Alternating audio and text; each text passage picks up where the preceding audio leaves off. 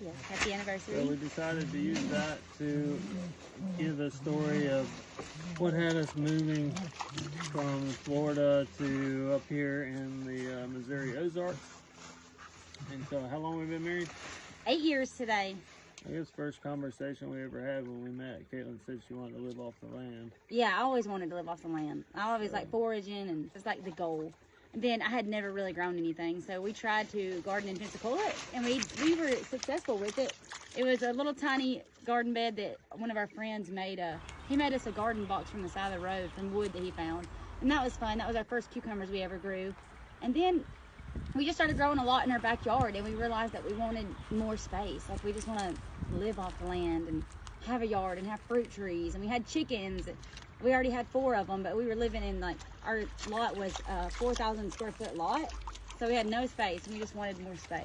And my friend Steve Stone, who was my boss at the time, he was from Arkansas and told us to, you know, if we were looking at land, we ought to check out Arkansas. It just looked really cool, but we weren't sure. We also had thoughts that maybe we would want to live somewhere in the Northwest. Yeah. Beginning of 2022, we packed everything up and we hit the road and started living, basically camping everywhere we went. And we spent most of the year living in like national forests. We did a lot of campgrounds, but we really learned how to live on BLM and national forest land, because you can stay 2 weeks at a time in a national forest before you have to pick up camp. Yeah. So it was really one of the best years ever, just having little to no responsibilities and living from state to state. So it's been about a month or so in each state that we were considering. Yeah, we traveled for a year. And then we ended up stopping, kind of parking it in Colorado because we found good jobs there. We ended up just feeling like the Ozarks were still kind of calling our name. Yeah. Or had, one of the big things too, I always tell people, is when we were in the Northwest, that even though we were there in the summertime, the waters and the streams and things, it was all fairly cold. Yeah, I mean, you could not really swim in them for leisure. It was just freezing. And we like to swim. We like to get in the rivers. We like to do all that. By the time we made it down here, it's 2023. Yeah.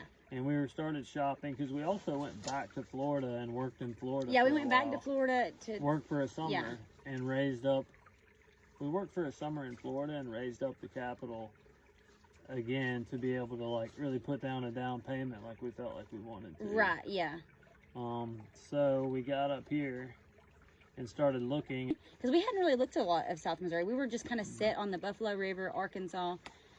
And we actually saw this piece of land that we have now, and it had only been on the market 4 hours when we saw it. We were driving back to Alabama because we had looked at land and it wasn't working out. We were like, okay, well, we'll just go back to Alabama for a little bit. And we were in Tennessee when we saw this piece of land come on the market.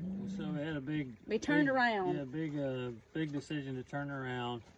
And we came and looked at it. I think, you know, sitting down where we're at now, back in the, he showed us so many of the wild edibles.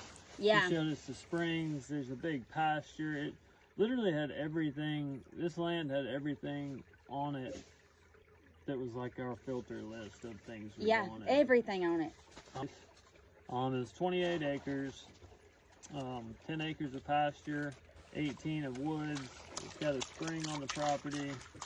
So it had an offer in on it when we got here. Yeah.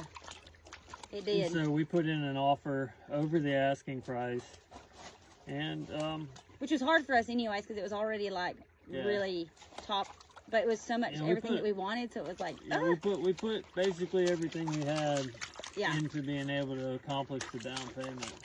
Land closed. It's just a raw piece of land with nothing on it. We came back with our canvas tent and we put it down on the land, and we camped for the first winter. Yeah, we bought a shed. We bought that little shed that we lived in and put like a wood stove in it. And so we had our wood. When we would travel, we had a wood burning stove. Yeah, and we like insulated it, put some drywall in, and put a stove in it. We had no power or we didn't have a well at the time either. We just had the spring. And I guess the steps we've put in now, what all have we put in? Yeah, so then we ended up the next year, that summer, we got an RV to live in, and we got some solar panels, we got our battery, we got our well dug, all in one summer. And that was a game changer. The whole time we've been thinking that we were going to start our house in any month, the next month, and then so it's just really, kept falling through. Is this our third winter? Yeah, this is the third one. This is our third winter, still essentially camping. Got the solar first. Yeah, we have a full off-grid solar system. And we also dug a well. It's like a 500-foot well. Yeah. So we have water, we have power. We fenced in the entire property. We put in many fruit trees. Yeah, we got sheep. We have a vegetable garden. We got 5 sheep.